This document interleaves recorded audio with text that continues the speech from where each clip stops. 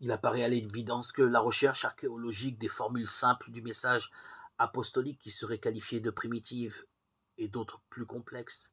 qui seraient postérieures, ne peut se justifier que si elle ne se laisse pas prendre au piège des présupposées philosophies non analysées qui en compromettent le sens originaire. L'important n'est-il pas de respecter la structure vivante et unifiée de l'expérience apostolique dans son extrême complexité? Cette complexité unifiée s'explique d'ailleurs fort bien, elle est tout entière communion, à la compréhension que Jésus a de son propre mystère, au témoignage qu'il rend à son Père. N'est-ce pas le Seigneur lui-même qui s'est chargé, après sa résurrection, d'introduire ses disciples dans l'intelligence des Écritures, Luc 24,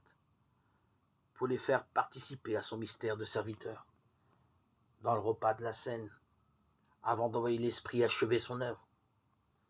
Tout se trouve ainsi suspendu à la conscience de Jésus vivant de son Père, qui, de toute éternité, a pensé dans son Fils l'histoire du salut, pour envelopper le monde de l'infini de sa miséricorde.